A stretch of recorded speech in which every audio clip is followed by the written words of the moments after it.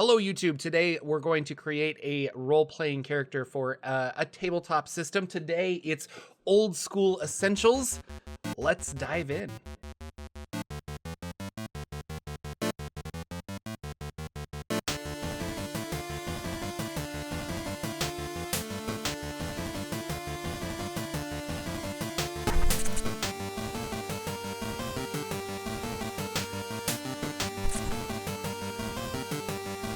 Hey everybody, Jordan here. The PH is silent. I wanted to start a new series on building a character for the various tabletop RPGs I own, because part of learning the system is building a character, and that's kind of the first thing I usually do when I get a new system, so I understand, like, okay, that's how a character works. And I thought it'd be fun to kind of document the process. So today we're going to do Old School Essentials Advanced Fantasy. So keep in mind with this that it's a learning process for me as well.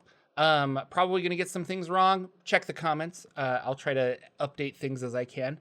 And specifically for Old School Essentials, we could make a basic fantasy character. We could make a rollover, a roll under. I own Advanced Fantasy, and I'm familiar with the rollover D20 rules. So I think that's what we're going to do, because that's how I would play it. That's how I would build the character. So let's dive in. All right, over here, I've got the Advanced Fantasy Player's Tome and the Old School Essentials character record sheet. So character sheets in Old School Essentials in a lot of these games kind of come in a variety of flavors, because anyone can build a character sheet. You could make your own if you want. So this is kind of a fun one by the Necrotic Gnome people. This is the retro adventure game, two-page kind of spread on a single sheet. This is that same thing, but it's like cut up on like that. And then this is the Purist, the classic one. And because this one has a fill in the blank, I think it's the one we're going to use. So you look here over the screen, we're going to fill out the stuff here as we go. I've got my dice tray and I've got a bunch of dice right here. So let's see how easy this is. All right, so player characters, we have ability scores, alignment, things like that. And then here are all the character classes that we can choose from, and character races. Now we could play a race as a class, or we could pick a race and apply a class to it. So character creation. Using this method, an adventurer's primary attributes are determined by a single factor, the chosen character class. So that's basic.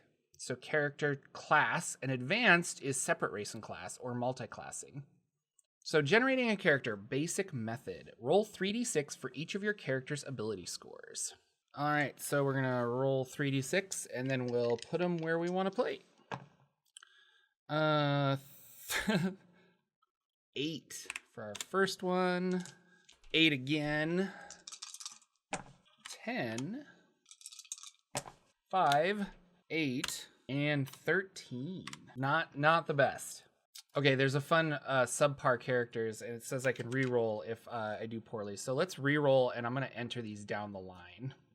And then we'll pick our character based on our stats. So right off the get-go, strength 13. We're not going to be smart. 12 in wisdom. 9 in dex. 4 in con. And 12 in charisma. So let's see. We're looking at probably charisma or wisdom is kind of what I want to do. Drow is strength and wisdom. Actually, a drow could be fun. Minimum intelligence 9. Can't do that. Okay, based on all of this, I think we're gonna be a bard.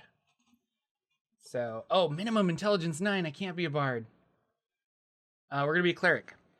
The chosen. So yeah, class cleric. Chosen class determines your character's race unless a demi-human class is selected. Adjust ability scores. If you wish, you may raise your character's prime requisite by lowering other 9 prime requisite ability scores. For every 2 points by which an ability score is lowered, 1 point may be added to a prime requisite. Only strength, intelligence, wisdom may be lowered in this way. So 13 is a +1, so it would kind of behoove me to get my wisdom to 13. So we're going to lower strength by 2 to make it 11, and we're going to increase wisdom to 13, which gives me a +1 in wisdom. So strength will be 0, intelligence will be -1. So I have my native language, but I'm illiterate because of my intelligence. Wisdom, my magic saves are +1. And my XP modifier is +5% because of my prime requisite stat.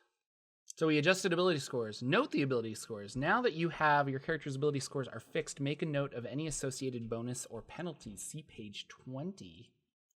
So my death saving throw is 11. My magic wands is 12. My paralysis is 14. My breath is 16. And my spells is 15. Hit die is 1d6 -2. Well, I rolled a 1, but I think the minimum is 1. So we're going to have 1 hit point. AC so far is 10. And my attack bonus, I think, is...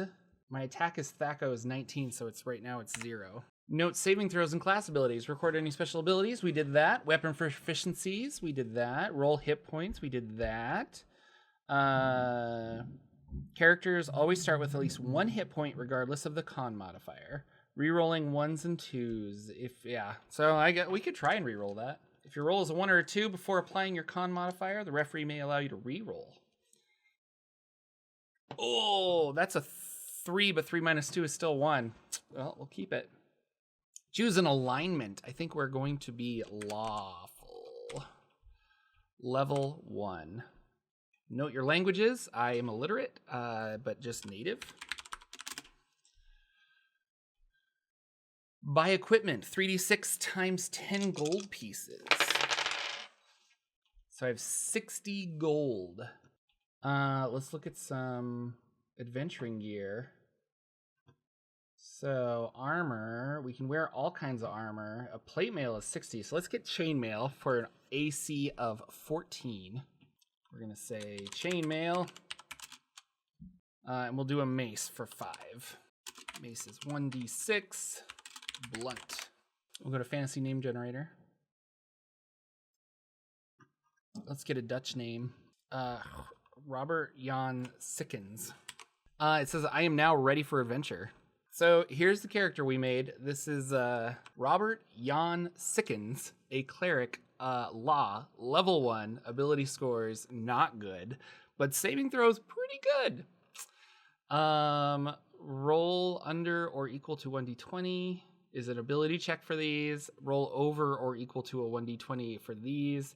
Character portrait, we got 1 hit point, -2 for that. Unarmored defense is 10, but we have a 14 AC.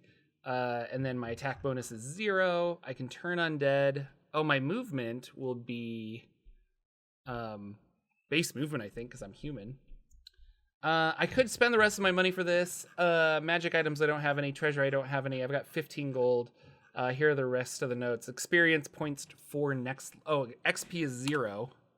And then what is my experience points for next level? I need 1,500 experience for next level. So not very survivable, but I mean, fun, right? That was Old School Essentials, creating a level 1 cleric. I think it was pretty straightforward, but I'm also very familiar with fantasy role-playing games like DCC and Dungeons & Dragons and things like that. So this didn't feel very out of the ordinary. If you like this, please subscribe. We're going to have more videos like this. I think I'm going to record a few back-to-back, and we'll try out some other systems. Let me know what systems you want me to run down below, and if I don't know it, maybe I'll pick up a new PDF. Thanks for watching, everyone, and I'll see you all in the next video.